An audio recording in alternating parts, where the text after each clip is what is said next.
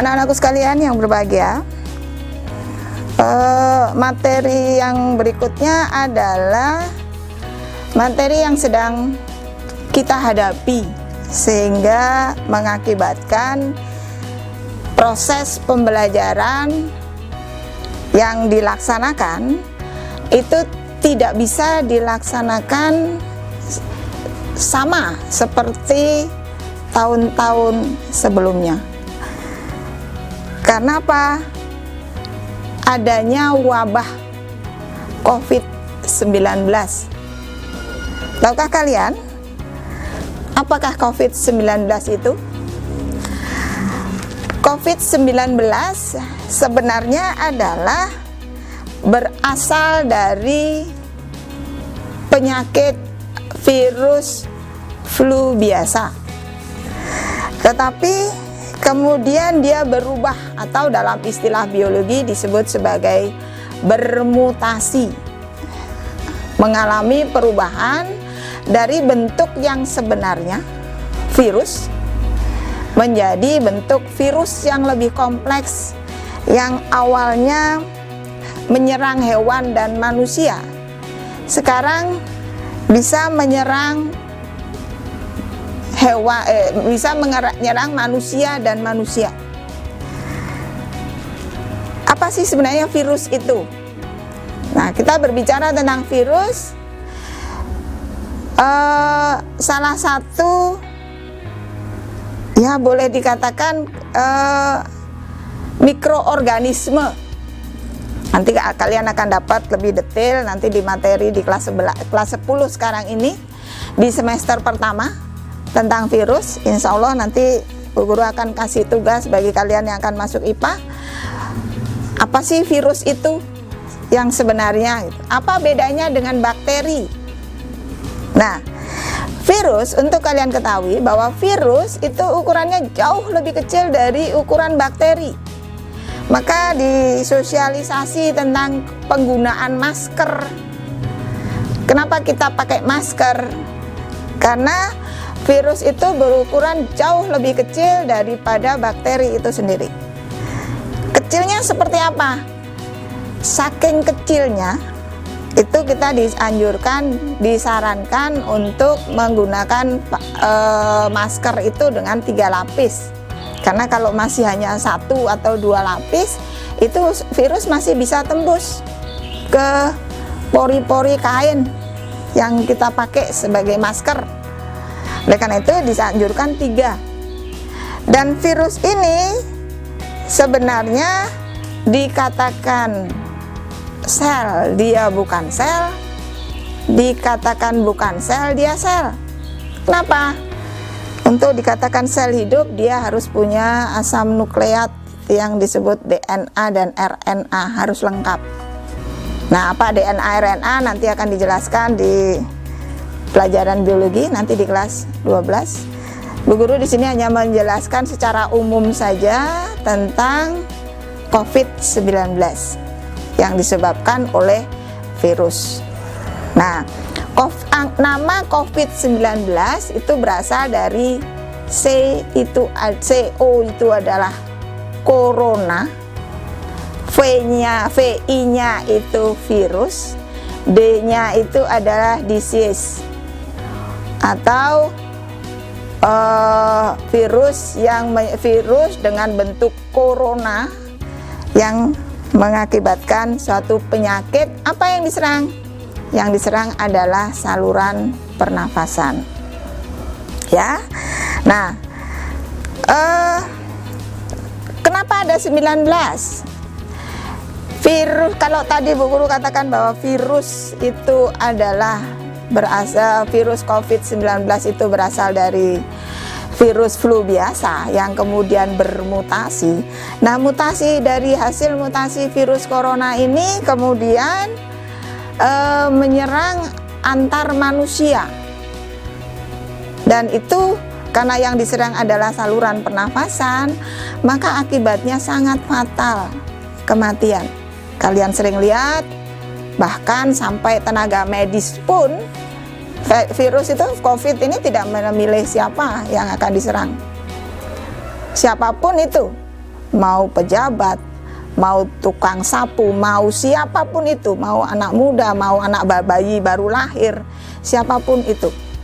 Nah,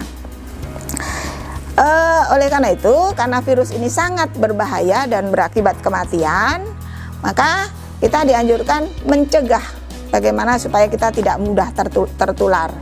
Yaitu apa?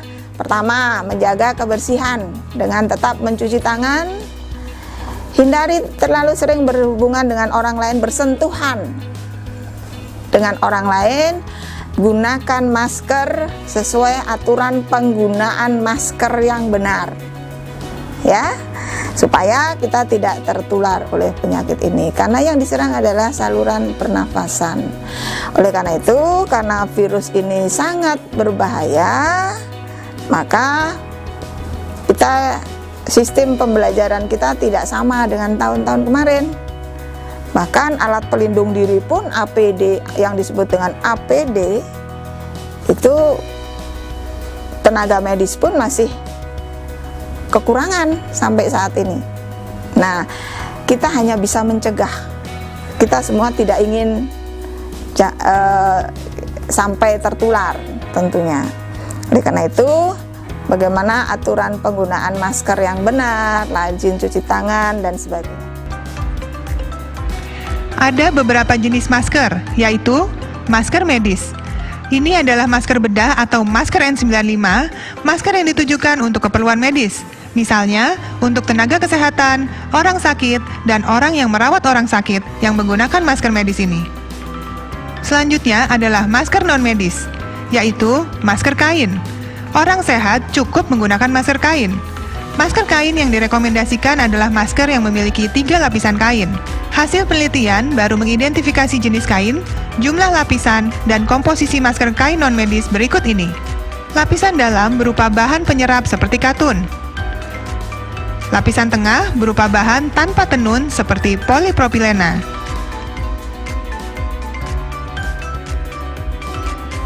Lapisan luar berupa bahan yang tidak mudah menyerap air seperti polyester atau campuran polyester. Berikut adalah panduan cara menggunakan masker yang tepat.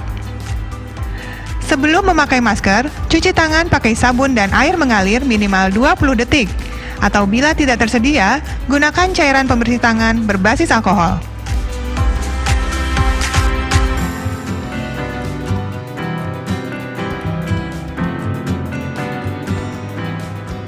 Pasang masker untuk menutupi mulut dan hidung dan pastikan tidak ada sela antara wajah dan masker.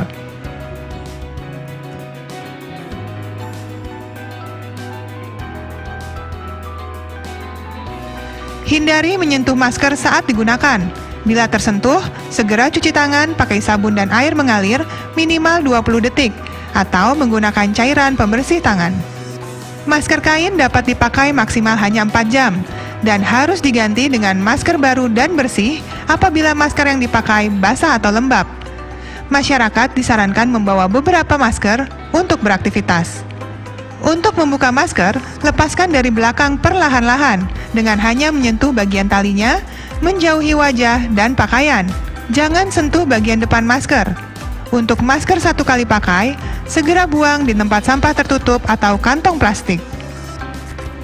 Untuk masker kain, masukkan ke dalam kantong kertas atau kantong kain atau menggunakan kantong plastik. Pisahkan dari barang bawaan yang lain. Sesampai di rumah, segera cuci dengan deterjen. Pemakaian masker hanya efektif apabila kita menerapkan protokol kesehatan lainnya dengan disiplin. Tetap jaga jarak aman antara 1 dan 2 meter. Cuci tangan dengan sabun dan air mengalir selama setidaknya 20 detik. Lakukan protokol kesehatan dengan baik dan benar, maka kita segera bisa putus rantai penularan COVID-19. Mari berupaya agar pandemi dapat segera kita lalui. Kita pasti bisa. Salam sehat dari saya.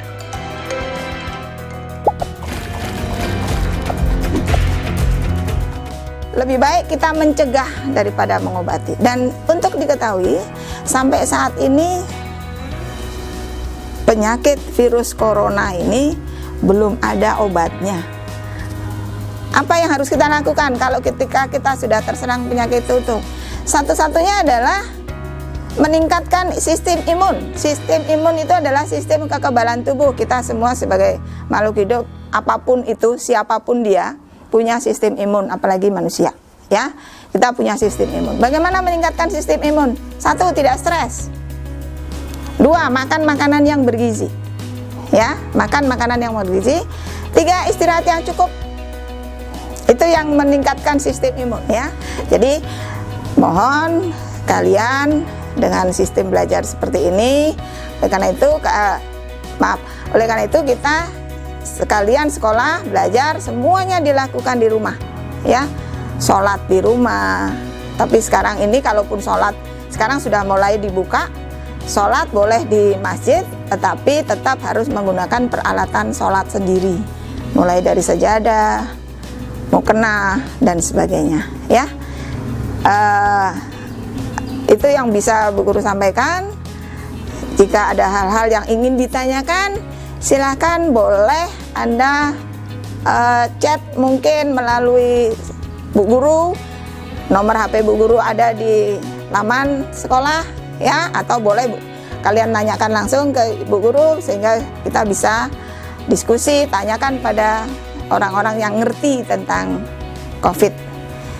Demikian Bu Guru sampaikan, mudah-mudahan kalian bisa menjadi siswa yang baik dan bisa tercapai apa yang kalian inginkan pada sekolah yang lebih tinggi dengan cara apa?